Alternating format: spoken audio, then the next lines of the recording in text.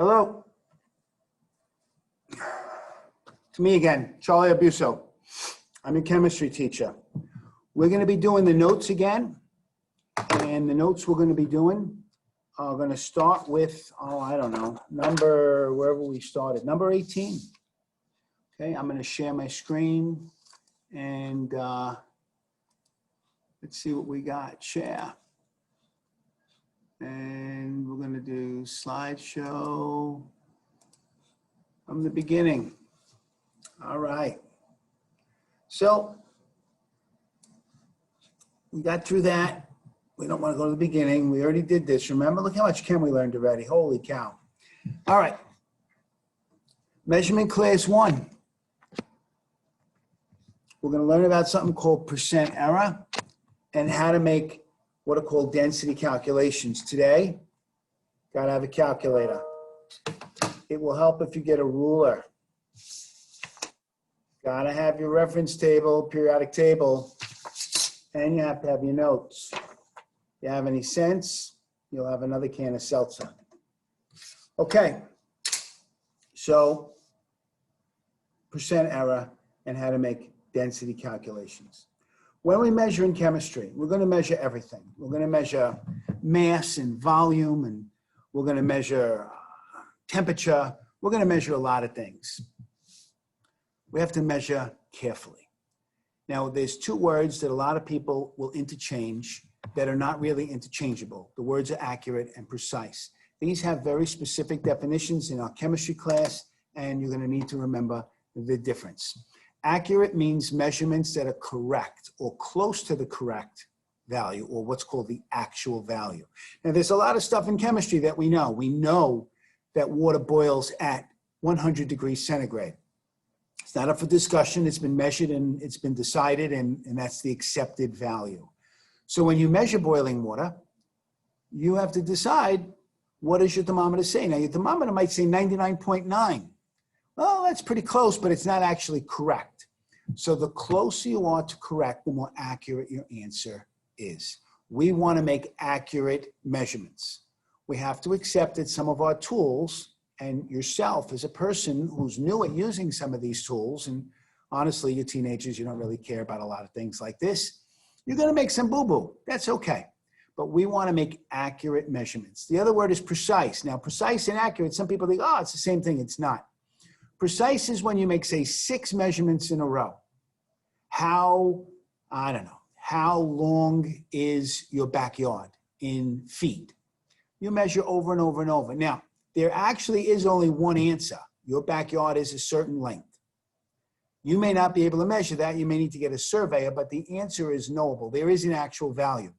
When you make many measurements that are close together, hopefully they're right, but if they're close together, those measurements are precise. You can't make one precise measurement. Precise means your measurements are close together. They're consistent. They may not be right? If you have a ruler, but you don't realize it's broken, and instead of being, say, 12 inches, it's only 10 inches, and you don't know that, and you just measure feet without really looking at the numbers, you'll be consistently wrong.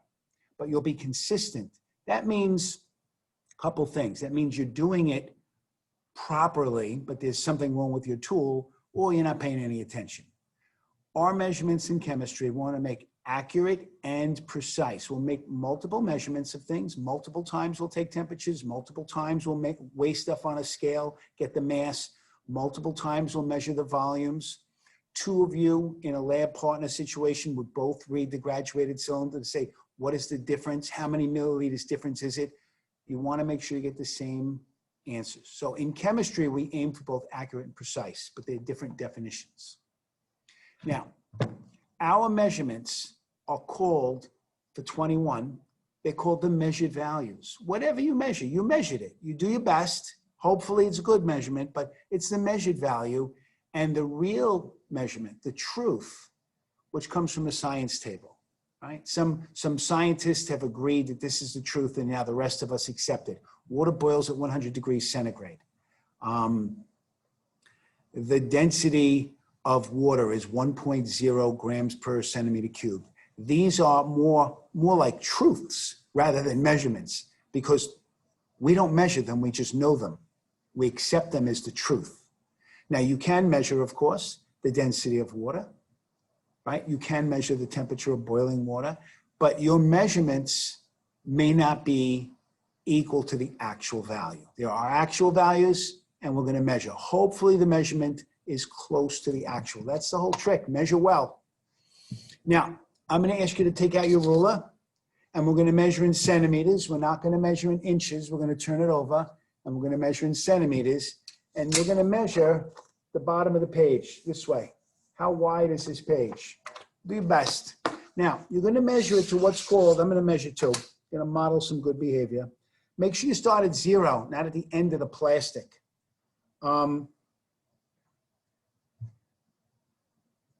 Measure to the nearest tenth. So each number, it's hard to show you these numbers. There's a lot of them. On this ruler, it goes from 0 up to 30 centimeters.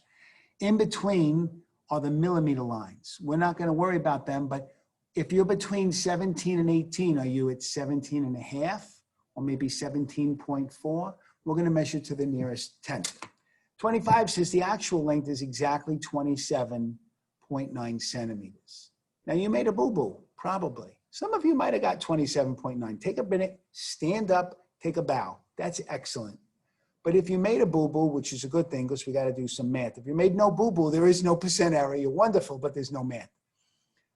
The actual length is 27.9. The difference between your measurement and 27.9 centimeters is your boo-boo. That's called your error. We don't really use error too much in our class, right? How far off were you? A boo-boo. That doesn't make much sense. We're going to use something different called percent error. Now, percent error is proportionally how far off are you? Were you 10% off, 8% off, 40% off? And were you over or under? Over or under? That makes a difference too. And more importantly, when you make your mistakes in chemistry, and you're going to make mistakes, that's okay. You have to explain them to me. This is the number I got, this is the actual value, and this is my percent error. Now, if your percent error comes up positive, that means your measured value was too big. If your percent error works out mathematically as a negative number, that means your measured value was less than the actual value. So when you give me a percent error, you got to tell me what happened. You have to tell me the truth.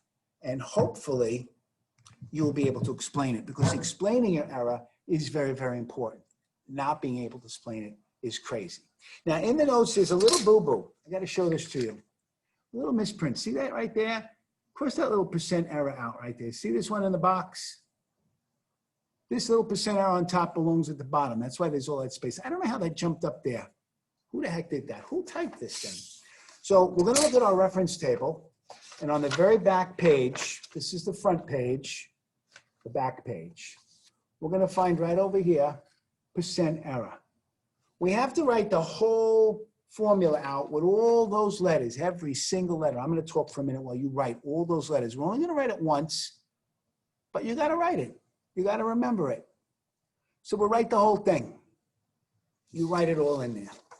Percent error, let me show it to you, is equal to the measured value minus the actual or accepted value divided by the accepted or actual value times 100%. That 100, you might fix this too, should be a percent sign. The Regents doesn't care sometimes about the units, but they're really important. It's a percent. The answer is going to come out in percent. You have to write the formula once, and in a moment, I'm going to show you how to write that in shorthand. And then what I'm going to ask you to do is right over here, right where it says percent error, there's some space over here. You can write in the short version, and then you don't have to write the long version anymore. So this is it. In black, that's the actual correct formula, but honestly, it's too many letters. You don't want to write like that all the time. In red there at the bottom of the page, MV stands for measured value, minus AV, the actual or accepted value, divided by AV again, times 100%. Now just think real quick. If your measured value is a smaller number than the actual, measured minus actual is going to be negative. And then a negative divided by the actual is still a negative. Times 100% is going to be a negative percent. When your percent error is negative, that means your measured value was a little under. That's not bad. It's not good. It's just you were under.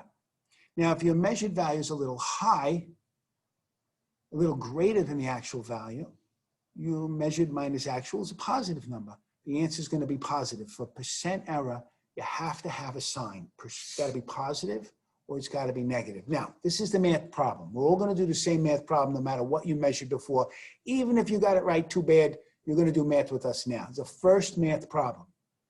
Let's calculate your percent error. If you happen to measure 27.9, good for you. You're going to say, make believe, you got 28.3 as your measured value. First thing we're going to do is we're going to write that MV minus AV over AV times 100%. We got to write a formula. A lot of teenagers don't like to write their formulas. They like to think, I got this. You don't got this, all right? The truth is, you're teenagers. You don't really care about a lot of this stuff, right? Write the formula. You put the numbers in the right place. If you mix it up, because it's easy to mix up, you might write AV minus MV, or you might put the numbers in the wrong place. If you don't write the formula, then you're going to have the wrong sign. It's just not going to be good. I'm not going to be happy. You're not going to be happy. It's just a disaster, right? So you write the formula. There it is. You're going to put in, what is the measured value? I said you got 28.3. That way we all do the same math. 28.3 what? Bananas? No, centimeters. 28.3 centimeters minus 27.9 centimeters over 27.9 centimeters times 100%. Now to do this math, I'm going to do this with you really slow. I'm going to turn on my calculator. 28.3 minus 27.9 equals. Then divided by 27.9 equals again times 100 equals again. And that number, 1.43% is the answer. It has to have a positive sign. This is a positive number, right? You're measured in this value. This measured value is greater than the actual. You're a little over. You were really close. This is like getting, I don't know, like a 98.6%. You were really darn close. It's not nothing to be ashamed of. It's not perfect. You don't have to be perfect. You have to do your best, and you have to explain why it's not perfect. You don't have to be perfect. You have to understand perfect. So this is your very first math problem. Always write a formula. Always use your units. Do the math slow and correctly. Follow the order of operations. And then your answer has to, in this case, have a positive or negative sign, and it has to have a unit. It's not positive 1.43. What is it? Positive 1.43 bananas? I love bananas. I never get enough bananas. It's not bananas, it's percent. Make sure you use that. Okay. I do this every year. It's a little more fun in class because I will literally jump up on a table and I will pose. I'll show you my muscles and I'll say, maybe this chemistry thing's not going to work out. You're going to get a job in a carnival. And you say, hey, sir, let me guess your weight. If I guess your weight, you pay $1. If I guess your weight, I keep your $1. And if I don't guess your weight, you can take, one of these little plush toys that you don't really want anyway. Now, those guys get really good at that job. They really do, right? They get a couple of pounds leeway, a little bit of percent error built right in. But anyway, you guys got to measure me. So I'm going to stand up. Can you see me? I'm feeling pretty good. How much do I weigh? You got to write down how much I weigh. See this? This is called a cheap scale. The school bought it for me. I told them I got to have a scale to do this lesson because the kids have to measure me. Now, I just ate lunch. And for lunch, I had 17 cheeseburgers and about a giant bowl of salad. So I weigh a little more than usual. No, I'm just kidding. I eat pretty healthy. You should eat healthy too. I'm going to jump on here. Write down how much you think I weigh. Look, here's me from the back. Here's from the front. Now, I am 11 feet tall. No, I'm actually only about 5 feet 8. All right, I'm going to weigh myself. I also have my scuba diving shoes, my skin diving shoes, so I stay on the bottom, but that's not true either. But whatever the scale says, we're going to use this as the truth. Whew. Today, it says 199 pounds. Now, truth is, I'm a little bit less than that. I have a better scale at home, but this is the scale. I've decreed, because I'm the boss, the actual value for me is 199. Now, you probably made a boo-boo. I want you to calculate your percent error now. Write the formula for number 29. MV minus AV over AV times 100%. Put in your measured value with the word pounds. Got to have a units. Minus 199 pounds. Divided by 199 pounds. Times 100%. So I'm going to make believe that I guessed. Let me see where this pen is again. I'm better. I found it. Format. There we go. And I'm going to go with my red again. Maybe you guessed, I don't know, 150 pounds. 150. But really, I'm 199. Now, I'm going to put a P in for pounds because it's much harder to do on this mouse pen. At home, I have one of these tablets that I can write on, but I'm not good at that, and I'm not at home. I'm still at school. And I'll put a 199 here because that's my AV again. I didn't write the formula. It's on the next slide. Times 100%. So I'm going to make believe you measured me to be 150 pounds, which means you're really bad at being in a carnival, which is good. You don't want to work at a carnival. The actual value is 199, so it'll be 150 minus 199. Here, I'll clear my calculator. 150 minus 199 equals, divided by 199 equals times 100%. Now, in this case, my answer, if this is what we're using, comes up minus 24.6%. Now, this is far off, right? This is far off. 25% almost. You're a quarter off. You didn't measure me too well. You use your eyes. We're doing through Zoom. That's what this measurement is. The negative means the measured value is under. The measured value is under. How under is it? This is a terrible measurement, but it's the truth. If that's what you got, that's what you got. You're not allowed to fudge your numbers. You don't like your number, you think your percent error is too big, start over, measure it again, okay? But don't just switch it. Don't just switch it. So I'm gonna go back to format, somehow erase, clear all my drawings. That's the easiest. Getting better at it, see? So if your percent error is positive, that means your measured value is greater than the actual value. My goodness, you thought I looked like I weighed more than 199? Maybe, yeah. Whatever you measure. If your percent error is a negative number, that means you measured under. If you have no sign, if you have no positive sign or negative sign, that means you're just not paying attention, then you're wrong, -1, all right? Take it off, it's a point off. Now, percent error always gets a sign, or else you're gonna turn into a frog and hope for a prince or princess to come save you, and that's not gonna happen. You're gonna be a frog forever, and that stinks. You don't write a sign, positive or negative, it's just not good. You gotta have a sign. That's the way it is. Oh, look, we're turning the page. One more page and we're done with this. It's gonna be a quick one, right? Here we go. You measure the density of Cu to be 8.75 grams per centimeter cubed. First, what element is Cu? Like, hey, I'll see you later. Is that the element? No, that's a bad joke. There's a lot of really, really bad jokes in chemistry. Lots. I'm good at the bad jokes. Cu. What element is Cu? Let's go to table S. Table S in the reference table still looks like this. Start at the top where it says H, then HE, then Li, and keep going until you find Cu. Cu is right over here, number 29. So you measure the density of copper to be this number, 8.75 grams per centimeter cubed. What's the actual density of copper? Do you know that? Were you supposed to know that? No, you weren't supposed to know that, but look what we got right here. See that column? Density. So find element number 29. Oh, I'm on the wrong page, but it's in the right place. 29, 8.96 grams per centimeter cubed. 35, I'm gonna give you a minute. I'm gonna have some of my seltzer. Write the formula. This is practice for the formula. So you drill it in your head. Don't think you have it. You don't have it yet. You're going to write this formula 400 more times. Don't hold back and don't cheat me. Write the formula, shorthand. MV minus AV over AV times 100%. Put the numbers in. The measured value, 8.75.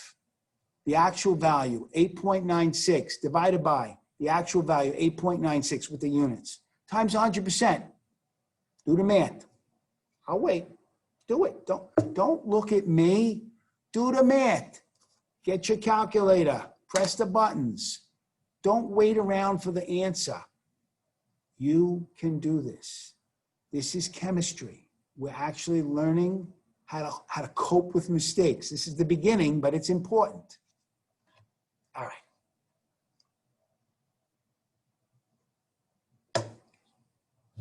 Put the numbers in the right place. Measured value 8.75 and 8.96 the actual. Look at it says in black there in the bottom right. Units are important, but for space, because I'm typing on this silly little slide, I don't have a lot of room. You have all the paper in the world at home. Don't be cheap with the paper. Write the units. Make sure they cancel out. Follow along with the math. 8.75 minus 8.96 equals, divided by 8.96 equals, times 100 equals, write the number down, 2.34. It's a negative number. Don't miss that little negative sign. Your measured value is under. Was this a good measurement? Yeah, it's not so bad, right? First couple of days of chem. It's good, right? It's like getting a 97.6 or so on a test. Not so bad. You gotta have a negative sign, all right? That's really, really important, okay? 36. Is your measured value for this problem more or less? Well, you under. You had less. It was less. So does your percent error of negative make sense? Yes, it does. Yes, it does. Well, I got nothing there. I just got to tell you. Yes, it does make sense. A negative means the measured value was under, right? Look at the math. The negative sign. That's because 8.75 is less than 8.96, and 8.96 is the truth, the actual value. You're less than that. It's okay to be negative. It's okay to be positive, but you got to know which one you are. If you switch the numbers on the top by mistake, you get a positive number. It means you don't know what you're doing. You're not paying attention. Details. This class is about details. All right. On the back of the reference table, we're going to write the density formula. We talked about density. You don't even know what it is yet. Right at the top, density. Write the formula. Write all those letters, right? What's it look like? Look at this. Density equals mass over volume. Now, here's a little thing you probably never even thought about, but it's the truth. There's really no such thing as density.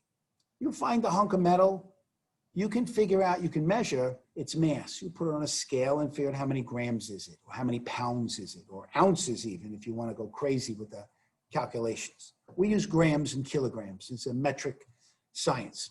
Volume is how big it is. You can measure how big something is. If it's perfectly square, it's length times width times height. And if it's a weird shape, you can use the water displacement method. But there's no such thing as density. Density is some scientific invention of taking the mass and dividing it by the volume.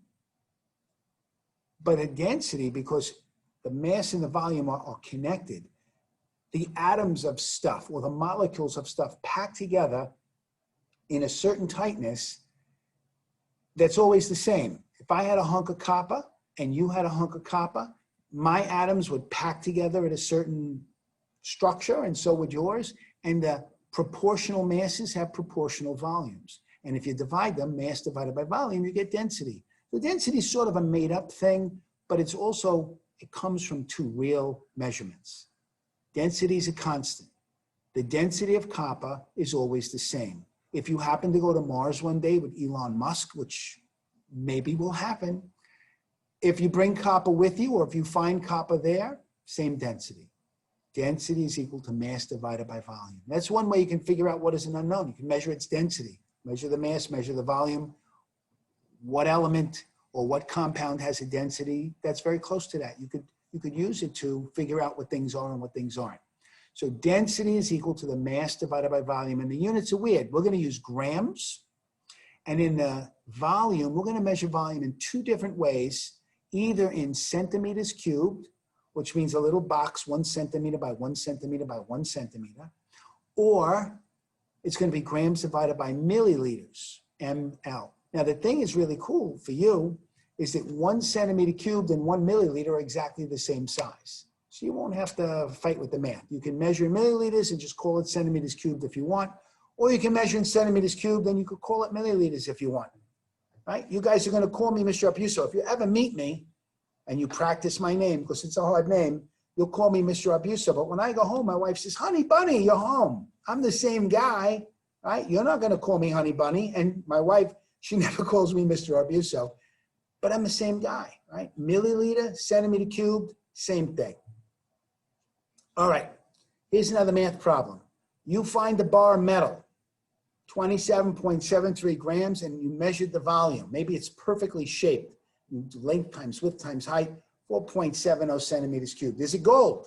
There's a lot of questions right here. First of all, what's the formula? What's the formula? So look at table S for the formula of gold. Well, here's table S. Start at the top. It's not hydrogen. Look down this third column. Look at all the letters. Every time it's a G, you stop. Here's a G, gallium. Nope, that's not it. Keep going. Way, way down. Number 79. 79. All right, we got to figure out the formula for gold. We also got to write the density formula, right? You know the mass. You know the volume. You can calculate the density. So if you have a bar metal that's 27.73 grams, right? You could, it's kind of a heavy thing. You could throw it like a rock. And it has a volume of 4.70, which is not very big, like a small rock. Is it gold? Well, you don't know if it's gold till you measure it. Well, let's make believe. You measured the mass, you measured the volume. Figure out what the density is. Write the formula. Density equals mass over volume. Density is going to equal 27.73 grams divided by 4.70 centimeters cubed. Look, I'm getting my calculator again. 27.73 divided by 4.70. I get an answer. All right, I got that answer. Look what I got, 5.9, 5.90.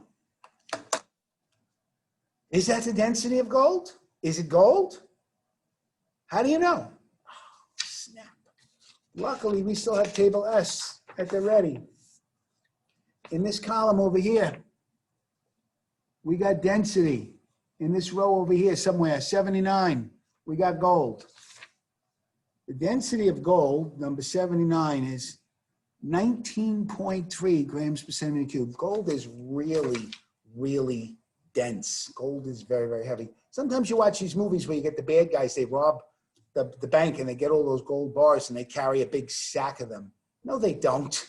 Gold weighs way too much. It takes a long time to carry gold. Very, very, very, much heavier than a book, much heavier than water, much heavier than, you can't carry 1 bar of gold, one brick. That's enough to carry for a man, maybe 2, not a sack full. Okay, it's not gold, right? It's the wrong density, not even close to 19.3. What element might it be? What element has a density of 5.9? How could you know that? Well, look, we got a whole lot of elements and we got a whole lot of densities. See if you can find 5.9. I'm going to model some good behavior. Look, I'm rolling through this, looking for the 5.9. I got one here with 5.91. That's pretty close.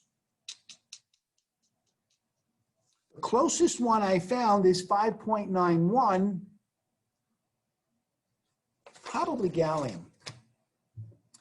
Gallium is a pretty cool metal. It actually has a G also, right? It's probably why it's in this problem. Sometimes I forget how I make these problems up. I had to pick some numbers. Gold. What's the formula for gold, right? I didn't ask you about that, but I asked you to look it up before. Gold happens to be, I'll change color on you just to show you I can. AU. And that's because the name gold comes from a different language, right? Gold would be GO, but that's not gold. AU, right? AU, you paying attention? Yeah. You in the glasses, you paying attention? AU. AU is gold. All right, that was another bad joke. I told you there's a lot of really bad jokes. Oh my goodness. Where the heck is this clear? I don't remember where clear is. My goodness. Annotate, here it is. Clear all drawings.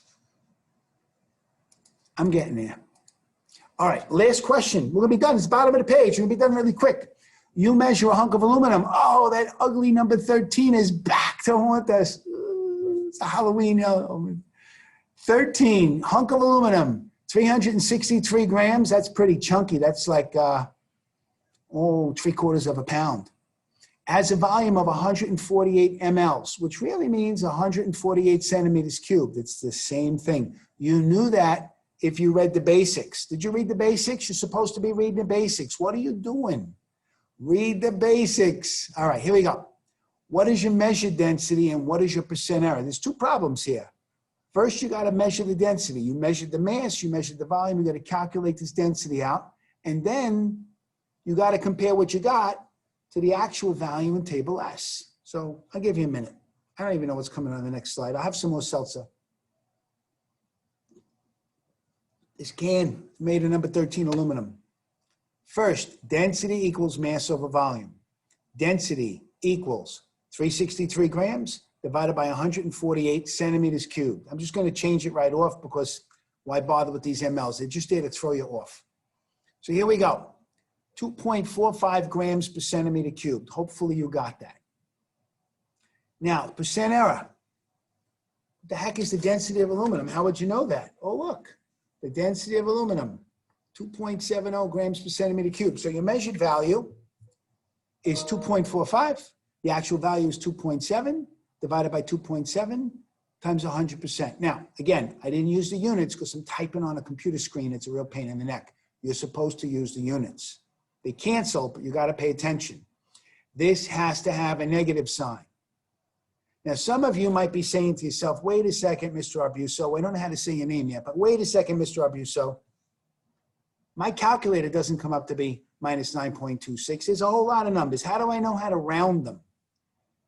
We're going to get to that. That's something different, okay? In chemistry and science, when you measure to the best of your ability, and you measure as accurately as you can.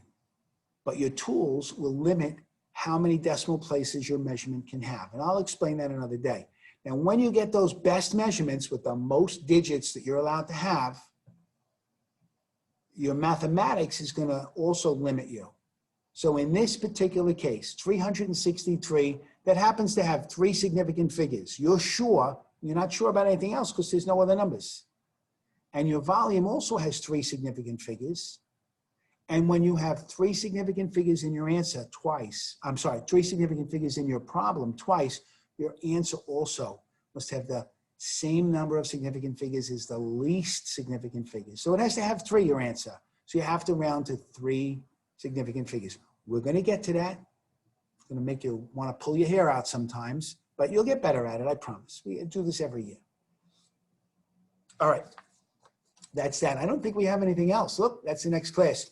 Read the basics, right? Read the notes. Start looking at the homeworks, okay? We got some labs coming up.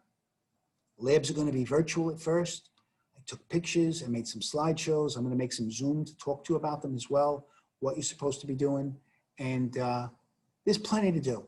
You do not have to do stuff day by day. If you want to catch up, get in front of us, you want to go a couple of classes ahead, all the Zooms are on my website, okay? And if you don't know how to get to my website, arbuiso.com.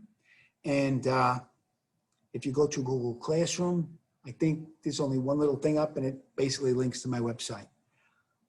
I'm still happy you're in my class. I don't know where you are. I don't even know what time it is that you're doing this right now. It's 12:24 and I'm in Vestal High School. This is the back of the room. I moved over a little so it's not so glary. I hope this worked out for you and I'll see you again soon. All right? Bye-bye. More and